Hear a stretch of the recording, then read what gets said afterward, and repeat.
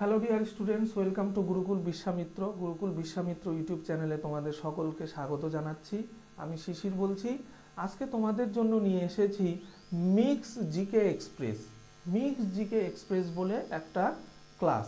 এখানে mix GK বললেও এখানে বেশিরভাগ ক্ষেত্রেই দেখা যাচ্ছে যে ইতিহাস এবং ভূগোলের উপরের কোশ্চেনগুলোকেই সেট করা হয়েছে, যেগুলো বিভিন্ন সময় বিভিন্নভাবে পরীক্ষার জন্য গুরুত্বপূর্ণ বা বিভিন্ন সময় পরীক্ষাতে এসেছে রাজ্য এবং কেন্দ্রীয় সরকারের পরীক্ষার ক্ষেত্রে।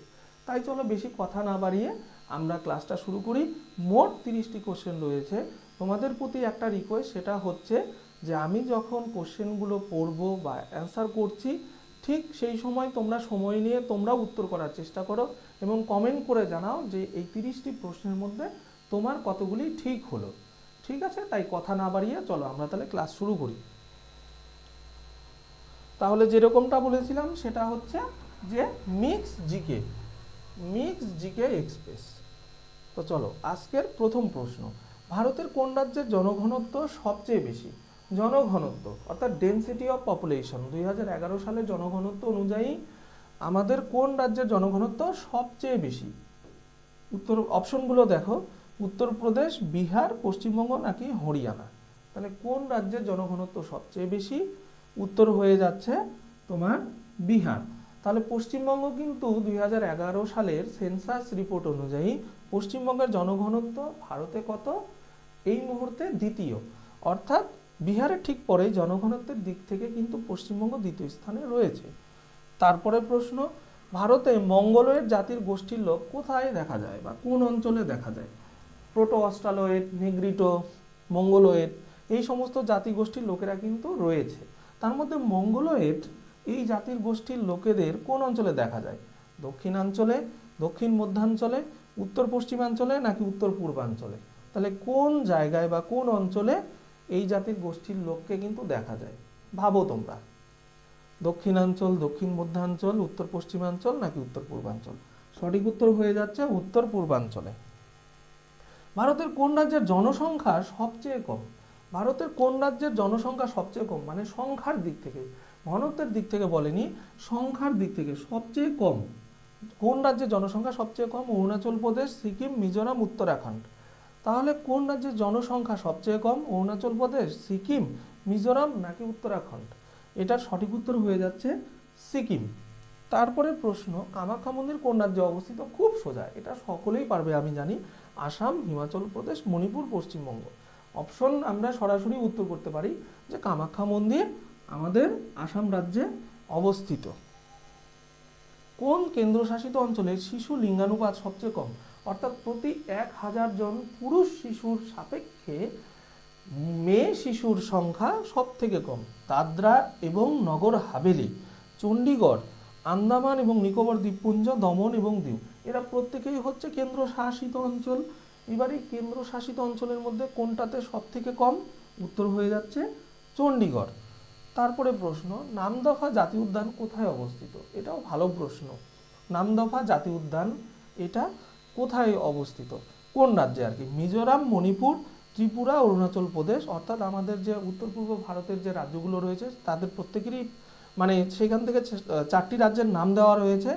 এর মধ্যে এই নামদফা জাতীয় উদ্যান কোন রাজ্যে অবস্থিত? উত্তর হয়ে যাচ্ছে অরুণাচল প্রদেশ।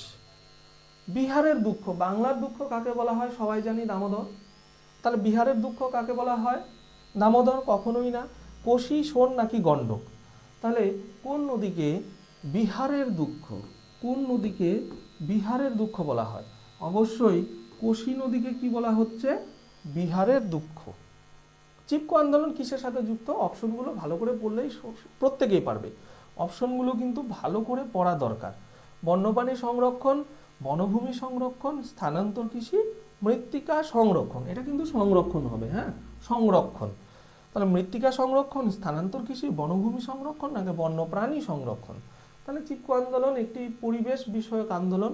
তাহলে এটার উত্তর হয়ে যাচ্ছে বনভূমি সংরক্ষণ সংক্রান্ত আন্দোলন ছিল একটা, চিপকো আন্দোলন। ঠিক আছে। তারপরে আমাদের পরে প্রশ্ন, চুখা জলবিদ্যুৎ প্রকল্প কোথায় রয়েছে? চুখা জলবিদ্যুৎ প্রকল্প এটাও একটা কিন্তু ভালো প্রশ্ন। আশা করি সকলেই পারবে। যারা এই ভিডিওটি এই মুহূর্তে দেখছো, তোমরা তো অবশ্যই কমেন্ট করে শেষে জানাবে যে কার কত এখানে স্কোর হলো 30টি কোশ্চেনের মধ্যে। চুখা জলবিদ্যুৎ প্রকল্প নেপাল, ভুটান, মায়ানমার, বাংলাদেশ, ভারতের প্রতিবেশী দেশ, এই সবগুলো তার মধ্যে কোনটিতে? উত্তর হয়ে যাচ্ছে কিন্তু ভুটান। খুব সোজা প্রশ্ন এটাও ছিল, একদম বেসিক। ভারতের প্রথম মহিলা মুসলিম শাসক, ভালো করে বুঝো, প্রথম মহিলা মুসলিম শাসক কে ছিলেন? চাঁদ বিবি, সুলতানা রাজিয়া, নূর জাহান, বেগম হজরত মহল। এটাও কিন্তু সকলেরই পারা উচিত, সবাই পারবে। তাহলে সুলতানা রাজিয়া, এটা হচ্ছে গিয়ে আমার সঠিক উত্তর। তারপরে প্রশ্ন, দ্বীন ইলাহিকে প্রবর্তন করেন? খুব সোজা, একজন মুঘল সম্রাট, তিনি দ্বীন ইলাহি প্রবর্তন করেন। তো তিনি কে? কবির, আকবর, শাহজাহান, গুরু নানক। আমি বলেই দিলাম যে একজন মুঘল সম্রাট। তাহলে কবির আর গুরু নানক তো হচ্ছেই না, তাহলে শাহজাহান নাকি আকবর? অবশ্যই আকবর। অর্থাৎ দ্বীন ইলাহি এই ধর্মমত বা নতুন ধর্মমত প্রবর্তন করেন হচ্ছে আকবর। নেক্সট কোশ্চেন, পানিপথের তৃতীয় যুদ্ধ কাদের মধ্যে হয়েছিল? প্রথম যুদ্ধ, দ্বিতীয় যুদ্ধ, তৃতীয় যুদ্ধ। আমরা জানি পানিপথের 3টি যুদ্ধ, 1526, 1556 এবং 1761। তো এখানে যেটা বলেছে যে সাল চায়নি, কোন সালে হয়েছিল সেটা কিন্তু নয়। এখানে যেটা চেয়েছে সেটা হচ্ছে যে কাদের মধ্যে হয়েছিল। পানিপথের তৃতীয় যুদ্ধটি কাদের মধ্যে হয়েছিল? মারাঠা এবং আফগান, মারাঠা এবং মুঘল এবং আফগান, নাকি মারাঠা এবং রাজপুত? তাহলে ভালো করে একটু বুঝে নিয়ে কিন্তু উত্তর করতে হবে। প্রথম, দ্বিতীয়, তৃতীয় যুদ্ধটা তাহলে কাদের মধ্যে হয়েছিল? মারাঠা এবং আফগানদের মধ্যে কিন্তু পানিপথের তৃতীয় যুদ্ধটি হয়েছিল। 13 নম্বর প্রশ্ন, কে নালন্দা বিশ্ববিদ্যালয় ধ্বংস করেন? ভালো করে বোঝার চেষ্টা করুন। নালন্দা বিশ্ববিদ্যালয়কে তৈরি করেন সেটা কিন্তু নয়, ধ্বংস কে করেন? আলাউদ্দিন খলজি, মোহাম্মদ বিন তুগলক, বখতিয়ার খলজি, মোহাম্মদ বিন কাসিম। তাহলে কে ধ্বংস করেন? কে নালন্দা বিশ্ববিদ্যালয় ধ্বংস করেন? ধ্বংস কে করেন? ইখতিয়ার উদ্দিন মোহাম্মদ বিন বখতিয়ার খলজি। তাহলে তোমার সঠিক উত্তর হয়ে যাচ্ছে অপশন সি, বা অপশন এখানে যেটা আছে গ, বখতিয়ার খলজি। তারপরে প্রশ্ন, ইবন বতুতা কোন দেশ থেকে ভারতে এসেছিলেন? ইবন বতুতা ইনি একজন পর্যটক। তিনি কোন দেশের পর্যটক বা কোন দেশ থেকে ভারতে এসেছিলেন? মরক্কো, পারস্য, তুর্কি, নাকি মধ্য এশিয়া থেকে এসেছিলেন? তাহলে ইবন বতুতা যে দেশ থেকে এসেছিলেন, বলো, তোমরাই বলো কোন দেশ থেকে এসেছিলেন? মরক্কো, এই দেশ থেকে এসেছিলেন। এবার আর একটা জিনিস কি, পারস্য। এই পারস্য দেশের বর্তমান নাম কি? পারস্য দেশের বর্তমান নাম হচ্ছে ইরান, আর ইরানের রাজধানী হচ্ছে হলো তেহরান, ঠিক আছে। আর ইরাকের রাজধানীর নাম হচ্ছে বাগদাদ। এটা একটু তোমাদের জানিয়ে রাখলাম। তারপরে প্রশ্ন, আগ্রা শহরের প্রতিষ্ঠাতাকে? এটাও সোজা প্রশ্ন। আলাউদ্দিন খলজি, ফিরোজ শাহ তুগলক, সিকান্দার শাহ লোদি, নাকি মোহাম্মদ বিন তুগলক? অপশনগুলো দেখে নাও এবং প্রশ্নটি পড়ো। আর আগ্রা শহরের প্রতিষ্ঠাতা কে ছিলেন বা প্রতিষ্ঠাতা কে? তাহলে সঠিক উত্তর কি হবে? ঝটপট বলে দাও, এক্সপ্রেস যেহেতু এক্সপ্রেস চলছে, সিকান্দার শাহ লোদি। তারপরে প্রশ্ন, দক্ষিণ ভারতের ম্যানচেস্টার। আমরা পড়েছি দক্ষিণ ভারতের কাশী। দক্ষিণ ভারতের কাশী কাকে বলা হয়? মাদুরাইকে। এখানে বলেছে দক্ষিণ ভারতের ম্যানচেস্টার। এখানে কিন্তু বলেনি ভারতের ম্যানচেস্টার, বলেছে দক্ষিণ ভারতের ম্যানচেস্টার কাকে বলা হয়? তিরুবনন্তপুরম, মাদুরাই, বেঙ্গালুরু, নাকি কোয়েম্বাটুর? তাহলে দক্ষিণ ভারতের ম্যানচেস্টার কাকে বলা হচ্ছে? আশা করছি সবাই পারছো, এটা হচ্ছে কোয়েম্বাটুর। অর্থাৎ দক্ষিণ ভারতের ম্যানচেস্টার বলা হচ্ছে কোয়েম্বাটুর শহরকে। নাসিক শহরটি কোন নদীর তীরে অবস্থিত? নাসিক শহরটি যে নদীর তীরে অবস্থিত সেটা তোমাকে খুঁজে বের করতে হবে। নর্মদা, তাপ্তি, গোদাবরী, মহানদী। তাহলে নাসিক শহরটি প্রথমে ভাবো যে কোন রাজ্যে আছে।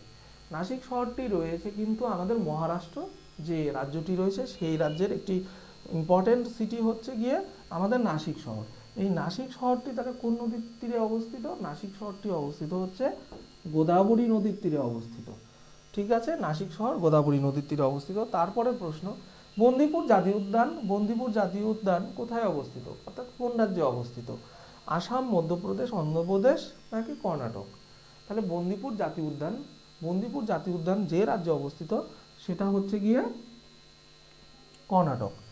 তারপরে প্রশ্ন, ভারতের কোন রাজ্যে সর্বাধিক কফি উৎপন্ন হয়? এটাও কিন্তু একদম বেসিক, ভূগোলের বেসিক লেভেলের একটা কোশ্চেন। ভারতের কোন রাজ্যে সর্বাধিক কফি উৎপন্ন হয়? যেমন সবথেকে বেশি চা উৎপন্ন হয় আসামে, তেমনিভাবে সবথেকে বেশি বা সর্বাধিক কফি উৎপন্ন হয় কর্ণাটকে। সবাই পারবে, আমি আশা করছি অবশ্যই সবাই পারবে। নিচের কোনটি মনুষ্য সৃষ্ট বৃহত্তম হ্রদ, অর্থাৎ মানুষের দ্বারা তৈরি সবথেকে বড় হ্রদ কোনটি? বৈকাল হ্রদ কি মনুষ্য দ্বারা সৃষ্ট? না। তারপর ডাল হ্রদ মনুষ্য দ্বারা সৃষ্ট? না। রানা প্রতাপ সাগর নাকি গোবিন্দ সাগর? এবারে এই দুটো অপশনের মধ্যে তাহলে কোনটা হচ্ছে? আমি তোমাদেরকে ক্লু দিলাম যে ক এবং ঘ কিন্তু হচ্ছে না। তাহলে নিচের কোনটি মনুষ্য সৃষ্ট বৃহত্তম হ্রদ? এটা হচ্ছে গিয়ে গোবিন্দ সাগর হ্রদ। খুব ভালো প্রশ্ন ছিল এটাও। নিচের কোন বন্দরটি ভারতের পূর্ব উপকূলে অবস্থিত? ভালো করে বুঝো, ভারতের বন্দরগুলো হয় পূর্ব উপকূলে, না হলে পশ্চিম উপকূলেই কিন্তু বেশিরভাগটা রয়েছে। তাহলে এবার পূর্ব উপকূল মানে হচ্ছে আমাদের বঙ্গোপসাগরের দিকে যে উপকূল ভাগটা রয়েছে, সেখানে যে বন্দরগুলো রয়েছে সেটা। আর পশ্চিম উপকূল বলতে হচ্ছে আরব সাগরের দিকটাকে বোঝাচ্ছে। তাহলে পূর্ব উপকূলে কোন বন্দরগুলো রয়েছে? কোচি, কোচি কি পূর্ব উপকূলে? না। কান্ডালা? না। মারমাগাঁও? না। তাহলে পূর্ব উপকূলে অবস্থিত, এই প্রশ্নের সাপেক্ষে পূর্ব উপকূলে অবস্থিত বন্দর হচ্ছে পারাদ্বীপ। পারাদ্বীপ বন্দরটি কোন রাজ্যে অবস্থিত? উড়িষ্যা, উড়িষ্যার পারাদ্বীপ। তারপরে প্রশ্ন, কোশ্চেন নাম্বার কত? 22। নিচের কোনটি ভারতের বৃহত্তম জাহাজ তৈরির কেন্দ্র? এটাও ভালো প্রশ্ন। জাহাজ তৈরির কেন্দ্র কোনটি? সব থেকে বড়, বৃহত্তম। বৃহত্তম কি জাহাজ তৈরির কেন্দ্র? কোচিন, পারাদ্বীপ, তুতিকোরিন নাকি বিশাখাপত্তনম? এইবার তোমরা ভাবো, বলো যে এটা সঠিক উত্তর কি হবে। তাহলে এটা সঠিক উত্তর হয়ে যাচ্ছে কোচিন শিপইয়ার্ড। ঠিক আছে, কোচিন যেটা রয়েছে সেই কোচিন শিপইয়ার্ড হচ্ছে ভারতের বৃহত্তম জাহাজ তৈরির কেন্দ্র। জওহর টানেল কোন রাজ্যে অবস্থিত? জওহর টানেল কোন রাজ্যে অবস্থিত? জম্মু ও কাশ্মীর, লাদাখ, উত্তরাখণ্ড, হিমাচল প্রদেশ? খুব সোজা প্রশ্ন, ঝটিকা সফর। তোমরা কিন্তু সবাই উত্তর করার চেষ্টা করো। তাহলে জওহর টানেল, এই টানেলটি অবস্থিত হচ্ছে জম্মু এবং কাশ্মীরে। তারপরে প্রশ্ন, ভারতের বৃহত্তম কেন্দ্রশাসিত অঞ্চল? খুব সোজা, দেখি লাক্ষাদ্বীপ, আন্দামান নিকোবর দ্বীপপুঞ্জ, লাদাখ, চণ্ডীগড়। তাহলে লাক্ষাদ্বীপ, আন্দামান নিকোবর দ্বীপপুঞ্জ, লাদাখ নাকি চণ্ডীগড়? তাহলে কোথায়? এরা প্রত্যেকেই কিন্তু আমাদের কেন্দ্রশাসিত অঞ্চল, কিন্তু আয়তনের দিক থেকে সব থেকে বড় যদি কেন্দ্রশাসিত অঞ্চল হয় সেটা কিন্তু আমাদের আন্দামান এবং নিকোবর দ্বীপপুঞ্জ। ভারতের বৃহত্তম রাজ্য ক্ষেত্রফল ভিত্তিক কোনটি? ভালো করে বোঝো, আয়তনের দিক থেকে ভারতের সব থেকে বড় রাজ্য কোনটি? রাজস্থান, মধ্যপ্রদেশ, উত্তরপ্রদেশ, তামিলনাড়ু? এইবার মধ্যপ্রদেশ একসময় কিন্তু ভারতের সব থেকে বড়, আয়তনগত দিক থেকে সব থেকে বড় রাজ্য ছিল, কিন্তু যখন আমাদের 2000 সালে এই মধ্যপ্রদেশ রাজ্য ভেঙে ছত্তিশগড় রাজ্যটি তৈরি হলো, তখনই কিন্তু এ আর আয়তনের দিক থেকে বৃহত্তম রাজ্য থাকলো না। তাই এখন সব থেকে বড় রাজ্য হচ্ছে রাজস্থান। 2000 সালে কিন্তু মধ্যপ্রদেশ ভেঙে ছত্তিশগড় রাজ্য তৈরি হওয়ার পরে মধ্যপ্রদেশ আর কিন্তু ভারতের বৃহত্তম রাজ্য নেই। তাহলে এটা কিন্তু খুব ভালো মতো তোমরা বুঝে নাও, এখন সব থেকে বড় বা আয়তনগত দিক থেকে সব থেকে বড় রাজ্য হচ্ছে রাজস্থান। তারপরে প্রশ্ন, দাক্ষিণাত্যের দীর্ঘতম নদী? এটাও খুব ভালো। মহানদী, গোদাবরী, কৃষ্ণা, কাবেরী, ওইদিকে নর্মদা, তাপ্তি তো রয়েছে, পশ্চিম বাহিনী নদী। এখানে দাক্ষিণাত্যের দীর্ঘতম নদী তাহলে কোনটা? গোদাবরী, কাবেরী, কৃষ্ণা, এরা তিনটি হচ্ছে গিয়ে দাক্ষিণাত্যের নদী। নর্মদা এরা কিন্তু দক্ষিণ ভারতের নদী, সেই হিসাবে নয়। তাহলে গোদাবরী নদী হচ্ছে ভারতের দাক্ষিণাত্যের সব থেকে বড় নদী। এর দৈর্ঘ্য কত? 1465 কিলোমিটার। ঠিক আছে, 1465 কিলোমিটার। অনেক সময় কিন্তু এর দৈর্ঘ্যর ব্যাপারেও প্রশ্ন আসতে পারে। তারপরে প্রশ্ন, কোন দুটি নদীর মিলিত প্রবাহ হলো মেঘনা? দারুণ প্রশ্ন। পদ্মা, যমুনা, মেঘনা, এই তিনটি নদীর অবস্থান রয়েছে আমাদের প্রতিবেশী দেশ, অর্থাৎ কোন দেশে? বাংলাদেশে। তাহলে কোন দুটি নদীর মিলিত প্রবাহ হলো? মেঘনা নদী। এবার মেঘনা নদীটি তোমার যে দুটি নদীর মিলিত প্রবাহ, সেটা হচ্ছে আমাদের ব্রহ্মপুত্র এবং পশ্চিমবঙ্গের উপর দিয়ে বয়ে যাওয়া গঙ্গা নদী। অর্থাৎ পশ্চিমবঙ্গে যে নদীটি বা ভারতে যাহা গঙ্গা নামে পরিচিত, তাহাই কিন্তু বাংলাদেশে পদ্মা নামে পরিচিত।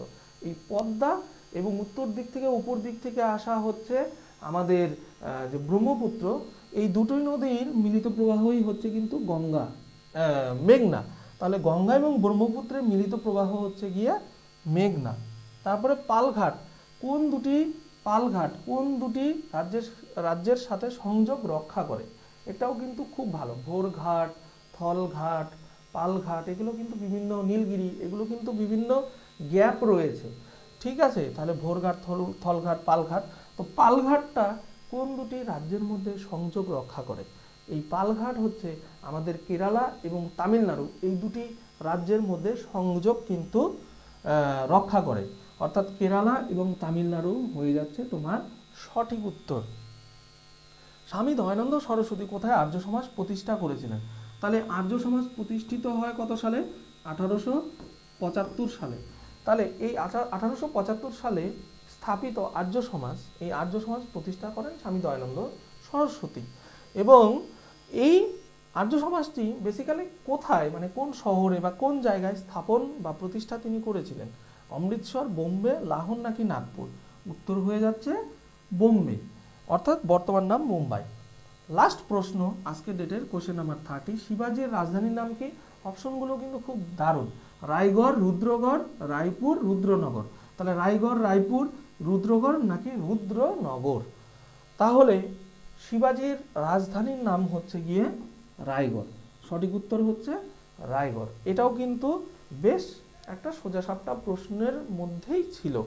তো আশা করছি তোমাদের সকলকে থ্যাংক ইউ ফর ওয়াচিং, এবং আশা করছি যে এই সেশনটা তোমাদের ভালোই লেগেছে। এবং আমি যেরকমটা বলেছিলাম যে কমেন্ট করে জানাতে, যে এই প্রশ্নগুলোকে উত্তর করার সময় তোমরা সময় নিয়ে যখন উত্তর করলে এই 30-এর মধ্যে তুমি কত পেলে, ঠিক আছে, সেটা অবশ্যই কমেন্ট করে জানাও। আর চ্যানেলে যদি নতুন হয়ে থাকো তাহলে অবশ্যই সাবস্ক্রাইব করো, এবং বন্ধুবান্ধবের মধ্যে অবশ্যই লাইক শেয়ার তো করবেই। তো আজকের মতো এই জিকে এক্সপ্রেস সফরের, মানে মিক্স জিকে এক্সপ্রেস সফরের আজকের এই ক্লাসটি শেষ হয়ে গেল। তোমাদের সকলকে ধন্যবাদ জানিয়ে আজকের মতো এখানেই শেষ করছি। নমস্কার।